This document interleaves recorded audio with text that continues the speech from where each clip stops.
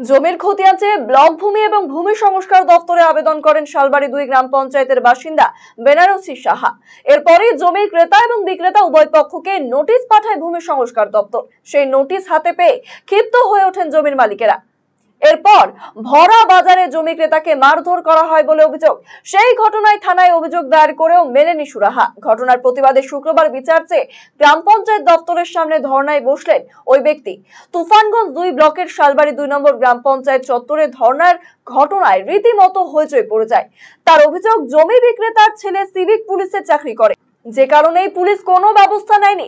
তাই জমির অধিকার ফিরে পেতে পঞ্চায়েত প্রধানের দ্বারস্থ হয়েছেন তিনি। জানা গিয়েছে, বহু বছর আগে স্থানীয় যত্নেশ্বর মান্তার থেকে 4 বিঘের মতো জমি কেনেন বেনারসি সাহার বাবা।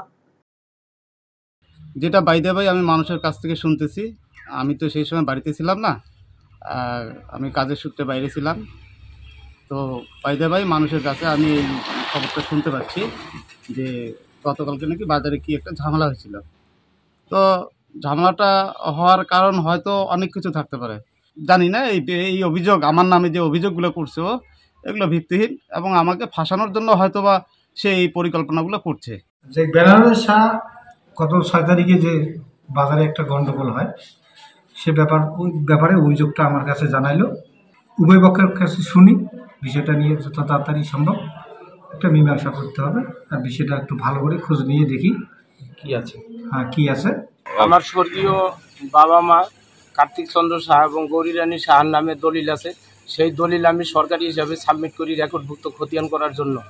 তারপরে বিএলআর অফিস থেকে সেটার নোটিশ পাঠায়।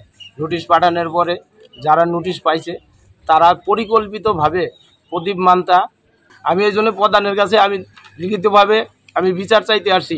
আমার এই মারধরের যাতে সঠিক বিচার হয় আমি সেটাই চাই। আচ্ছা, আমাকে একটা, আমার বাপ আর মা সেই সময় কি জমির সমস্ত পেপারস করে নেওয়া হয়েছিল? হ্যাঁ, রেজিস্ট্রি কিন্তু দলিল ফলিল সবকিছুই আছে। খতিয়ান হয়েছিল না, তখন রেকর্ড করে নাই জমিটা। আচ্ছা, সেটা রেকর্ড ভুক্ত খতিয়ান করার জন্য যায়, তারপরে ওরা নোটিশ পাওয়ার পর আমাকে এভাবে মারধর করে। খতিয়ানের আবেদন কি আপনি করেছিলেন? হ্যাঁ, আমি করেছিলাম।